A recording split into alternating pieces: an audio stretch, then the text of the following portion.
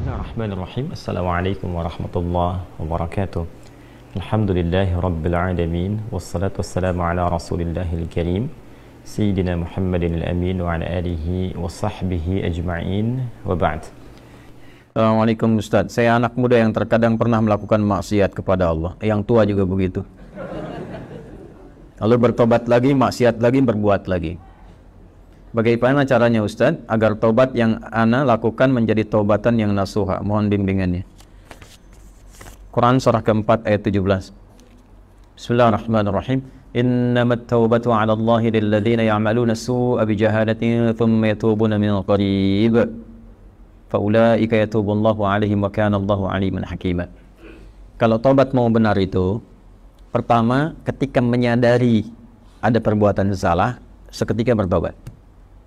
Saya ulang ya. Ketika menyadari ada perbuatan salah, seketika apa? Bertobat. Karena kesadaran tentang kesalahan itu bagian dari kasih sayang Allah yang mengantarkan seorang hamba pelaku maksiat untuk bertobat. Jadi sadar itu pengantar tobat. Pahami itu dulu ya. Pahami. Dan biasanya saking sayangnya Allah, orang yang pertama kali melakukan salah, itu langsung diberikan getaran pada jiwanya untuk merasakan kesalahan itu. Dan menilai bahwa itu salah. Nah itu pengantar tobat. Kalau sedang ada itu cepat ambil. Karena tandanya Allah masih sayang. Yang bahaya itu kalau melakukan salah, nggak ada tanda itu bahaya. Tapi berdasar perjalanan waktu, kasih Allah itu masih ada. Keadilan Allah menjadikan sebelum dia wafat, ya sebelum nyawanya sampai di kerongkongan, akan ada selalu hidayah Allah itu sampai. Itu pertanda kedua. Jadi pertama dalam diri kita, kedua dari luar. Tiba-tiba dengar ceramah misalnya tentang taubat, kok bisa Anda dengar itu? Nah, itu pertanda kedua. Kalau mendengar yang demikian, cepat ambil. Ya, itu rumusnya Quran surah 29 ayat ke-68. Walladzina jahadu fina lanahdiyannahum subulana. Orang yang cepat mengambil petunjuk dari kami, cepat dia ambil, kami bimbing dia menuju jalan-jalan kebaikan kami. Itu ya. Demi Allah saya katakan, sepanjang berbuat salah apapun, itu selalu ada getaran yang menyimpulkan itu salah. Ya, bahkan ada pencegahan dulu. Nggak percaya begini ya, nggak percaya. Keluar dari sini pulang, nanti coba aja deh, pakai sendal orang lain. Tapi jangan diteruskan, coba aja. Ya, jangan dipotong video saya. Coba, jangan diteruskan. Itu begitu akan dipakai, pasti hati kecil mengatakan itu bukan punya kamu. Itu pencegahan namanya. Begitu dipakai, dipaksakan pakai. Nanti di pertengahan ada rasa lagi, kamu salah. Nah itulah pengantar taubat. Ikuti, kalau diikuti istighfar, astagfirullah, balik lagi. Dikembalikan, pakai pada yang kita miliki. Itulah taubat. Ya? Jadi itu rumus pertama. Kalau sudah ada rumus pertama itu istighfari dulu.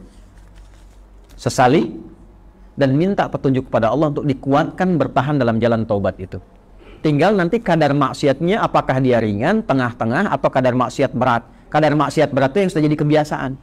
Biasanya pada yang terakhir ini, mohon maaf, tidak seketika biasanya. Kecuali ada kejadian besar yang membuat dia bisa meninggalkan itu sama sekali. Ibunya diselang nafas yang terakhirnya. Nah, ibu sering mengingatkan kamu dalam keadaan sehat. Sekarang menjelang kematian pun yang ibu rasakan, ibu ingatkan lagi.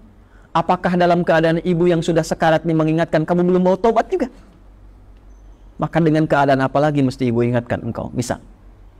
Atau ibunya sudah meninggal, mengeluarkan wasiat, tulisan. Ya, diantaranya menasehati anaknya yang tidak pernah mau dengar untuk mendengar. Biasanya itu lebih kuat. Makanya disebut wasiat, pesan yang kuat, yang terasa lebih kuat dibandingkan dengan saat masih dalam keadaan sehat. Karena itu disebut dengan apa? Wasiat. Ya, wasiat itu bukan sekedar tentang harta. Ada wasiat terkait dengan kebaikan-kebaikan ibadah. Contoh Quran surah ke-2 ayat berapa? 133. Wasiat Nabi ya siapa? Yakub alaihi salam kepada anak-anaknya. Ya. Saya teruskan. Maka teman-teman sekalian, Bapak dan Ibu sekalian, kembali kepada pertanyaan yang telah disampaikan ini. Kalau Anda kebiasaannya yang berat, misal sudah tobat, dilakukan lagi. Tapi biasanya kalau sudah tobat kadarnya lebih ringan. Maka rumusnya apa? Tobat lagi. Terus tobat lagi, terus tobat lagi, sampai berusaha kita maksimal, hilang kebiasaan itu, atau wafat kita dalam keadaan sedang berusaha tobat atau sedang tobat. maka itu punya nilai di hadapan Allah Subhanahu wa taala.